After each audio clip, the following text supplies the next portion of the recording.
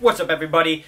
Before we get into this video, I want to say quickly, thank you so much for 100 subscribers. This is the video last week, or I believe on Friday, was a pre-recording, so I didn't actually get a chance to announce it. I also didn't think I was going to get 100 subscribers on Friday. But anyway, this is awesome. I'm so happy to actually get to this point. I'm going to keep working hard, keep making the best content I can. Please stick around and support me for this, and I will be giving you guys, I have a little giveaway coming for you. I ordered the stuff, it's just waiting for it to come in, and I'll be waiting out for that video. But thank you guys so much, and without further ado, enjoy this video. What's up, everybody? My name is Bryce, aka DubsNotSubs, and today we are going to be covering a manga that I have talked a lot about in manga hauls, but I've never really taken a serious look at because I wasn't a fanboying out. But we're going to be covering, as you see behind me, the Gleipnir series and all of its awesomeness. So without further ado, let's get right into this video. So Gleipnir follows the story of Shuichi and Claire, who meet on a little bit of a different circumstance than you say we're most. So one day Shuichi's coming home from school. The book's hinting at a little bit of some mystery concept of him saying there's a monster inside him. So as he's coming home from school one day, he ends up finding that there's a burning building that's on fire, but anyway, he ends up smelling that there's a human inside, which is weird because you don't really know why he has this like superhuman smell or whatever. So he breaks into the building, and then we get to meet Claire, who's passed out in the fire, and we also get to see the first form of Shuichi and his monster form right there, and we get to see him. Basically, he saves her, and then he just kind of runs away after he has a thought of, he starts to peek at the panties, just saying it's pretty fucking dark, you know, and there's some bad stuff, and yeah, but he ends up he's like, what the hell am I doing? And ends up running away, and he thinks there's no problem that he has to worry about. But then the next day he wakes up and finds out that his phone's missing, and he begins to freak out because on the news they're talking about it, and he thinks the police may have found it or something. And then he goes to school freaked out and just basically regretting he should have just stayed at his place, because that's the whole theme of what this kind of first chapter is talking about, how he thinks people should just stay in their place, not break out, and just not stick out at all, and kind of just disappear in their own little box or whatever. And he ends up going to school, and then Claire's there, and he ends up handing her phone back, and then she tries, and he tells her, he's like, I know what you did, you freak, you bastard. Don't touch my panties. But she's a bit, you know, she's not doesn't seem like the most sane person in the beginning of this. He's very, very sadistic, and begins to blackmail him with the actions that he did that he's a monster, and that he almost had the thought of, you know, taking a little peek. And so basically this goes on, and then Claire wants to know why he's able to turn into a monster. So he begins to try to feign ignorance, and that doesn't really work. So she pushes her off the top of the school. She pushes him off the top of school. He transforms, and then you basically know for sure. She gets a picture of him and confirms it, and then basically this sets up the blackmail, and then she ends up back at his house, and he's like, why are you doing this? You should be grateful because he saved her from a fire. And she's like, yeah, I should be thankful for you stopping my own suicide. And then once it gets revealed that she was actually trying to kill herself, and that this is all fate, that they were able to meet each other, and then she gets to get a little bit hot and bothered, you know, about the whole thing. And all of a sudden, out of nowhere, someone was following them and breaks in, and then it's another monster who has like these freaking super legs, and basically attacks them, and they try to capture it. It doesn't work very well, and she ends up escaping. And this is before they know anything about this little zipper on the back. They discover that a little bit later on when they're going to hunt down the girl in there, and they begin to find out she tries to ambush them, and she notices that Claire's missing. And as the fight goes on, we see Shuichi in his mind just trying to deny this whole fight. Like, I'm not doing any of this. I'm not swinging. I'm not moving at all. And he's just like cradled in like his own thought. And then as the battle progresses, the girl ends up getting destroyed and all this, and he ends up putting a gun, which is it show the gun on here anywhere? Okay, it's in Claire, right there, in Claire's hand right there. He ends up taking that, puts it to the back of the girl's back, and BAM! Executes that. And she is just off. And then we find out that Claire was inside him the whole time. Like, she unzips it, gets out, and then we realize when he said he wasn't doing it, he really meant he just stepped back and let her control his body. They kind of like a mascot suit, which is what it looks like. It really does look like a really messed up suit. And this basically progresses into the tokens that she found, and we get to find out that if you wish for, or if you collect enough tokens, which are basically these little things that they're yellow, and if you collect 100 of them, you are able to grant a wish of anything you want, which is in the book at one point compared to a manga with a character who has the power to destroy a world by sheer force. And wouldn't you like to have that kind of power? Basically, this person who is collecting the coins back grants that power. I want to keep most of the spoilers out except for the ones I already did. So sorry if I spoiled. Nothing really major was spoiled there. But we get to figure out why Claire is eventually doing this, and that is because she's looking for her sister, who's also a monster like Shuichi.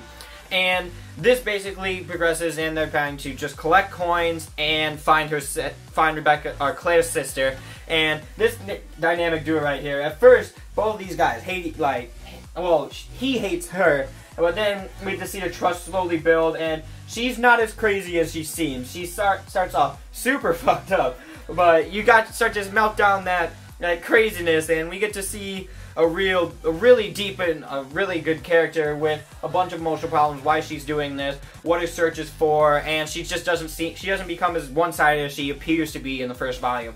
So it changes over time, and so does Shuichi, who's basically a pussy for most of this first volume. And he's still kind of the same thing for the most of this, but he's slowly changing. He's you know, he's doing his own thing and writing his own path, and he's throughout this whole story, Shuichi, who is kind of the protagonist. I would say this is like a dual protagonist, but it's mainly Shuichi who's the protagonist. But it depends how you define protagonist. If you define it as the main character, then yes. But if you define it as the hero of the story, which is the main theme, he keeps on saying that he is in fact not the hero of the story well, he says he's not the protagonist, which I see as him saying he's not the hero of the story. So basically we get to meet the person who's doing this vending machine, which is where the coins, you insert the coins into this vending machine, which explain later on why that's a thing.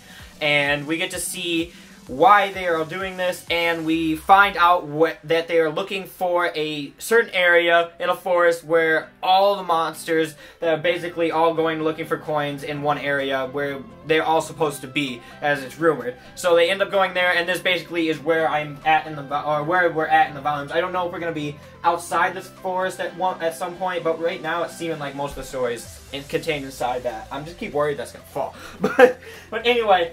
Now that we've covered a little bit of synopsis, you have a little bit of a description of it. Let me just say, this might be, I don't know if this technically, does it say if it started in 2019? I usually look for the copyright, because it usually says the copyright year.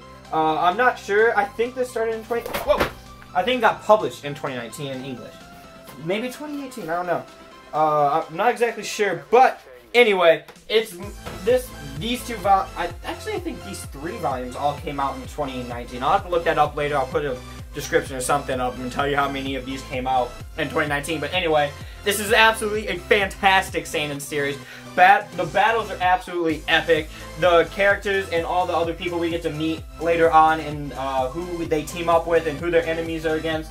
Everybody in here, and getting to see why they are who they are. And a little bit of spoiler here, but the person who had, like, the monster, and each monster is basically an ideal representation of themselves. That's the theme of this. Whatever they look like is basically like this grotesque, like, evolutionary form of them and, like, what they want to be. Like, Shuichi becomes a suit person because he wants to basically let someone else control his life to make up for his shortcomings. And we get to see all the other characters and what they are and all the reasons why they're doing this. Some of the people are just straight up crazy and want all this power. Some of the people have reasons why they're going into this, and some of them don't even want the coins. They just are searching to be crazy, and they just want to fight people, you know what I mean? But yeah, the story itself is super amazing. It's so good. There's really no filler. It's just all action right now. I have not seen any really part where he just kind of Sun Takeda really just kind of like, you know, messes around and just like filler time. Here's a bathroom scene, which there's nudity in this. It's like there's a lot of brutality and messed up stuff, but the brutality never comes off to the point where it's just like needless, I guess. It depends on what you think needless brutality is. In this story, it fits very nicely. It's very well done in the sense that it's not overdone to the point where it's like, why? But it's done to a perfect amount, like fucking putting a gun to the back of someone, just blowing them out, and you get to, yeah, you get to see all that. Well, not all of it, but you know what I mean. Anyway, alright, I'm gonna talk about the art real quick. Let me get this up real close. Hopefully I don't mess this up. Oh, that's a panty shot right there in the beginning. Here. I'll give a little bit. This is the first little opening part right here. Hopefully you guys can tell what's going on here. Let me put this down for a second.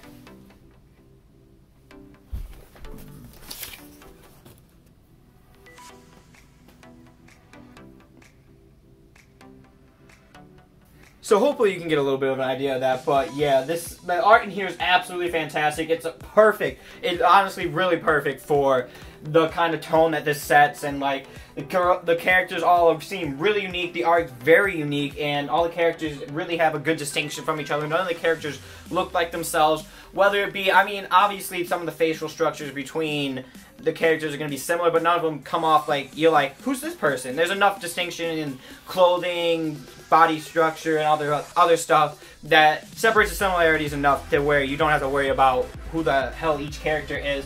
The action scenes are very easy to follow, which is very nice, because a lot of action series are sometimes very hard to follow, and you can't really tell what is going on. But this one does not do that in any way. And also, these covers, honestly, this graphic right here is one of my favorites. I think that's, so whoever did this, I'm very proud of you. You get my stamp of approval. Hopefully I made a stamp in Photoshop that says I approve that. Anyway, this story is absolutely fantastic. I've been loving it so much. I've had such a good time reading this, and it's coming out really fast. It's like, it feels like every 2 months, almost like Shonen Jump fast. Like every couple months this thing's coming out, and it's staying amazing quality. Sun Takeda, I don't know if this is his first manga, but I think it is, and he does an absolutely tremendous job. He really feels like he's been a veteran for a while. I wonder if he's trained under anybody that's like done a darker series, because I feel like there's another darker series that does have a similar art style, but I can't remember at the time. But yeah, this is all that's out right now is these 5 volumes, and let me tell you, if you have the chance to pick these up, just trust me on this. If you're looking for any kind of dark seinen series and you like your battles, it's the one.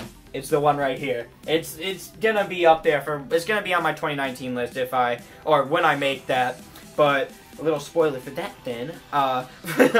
Anyway, guys, I do hope you enjoyed this video, and as always, please like, comment, and subscribe. Tell me what you guys want to see down in the comments below. Anyway, guys, thank you so much for watching. As always, I do appreciate all your support. It brings me such a great time, and thank you again so much for 100 subscribers. That was absolutely amazing to see. I didn't actually think I'd ever get there. Well, I hope to, but you know what I mean? It's one of those things where I didn't think I was actually going to do it. Anyway, guys, thank you so much for watching, and as always, I will see you at another video.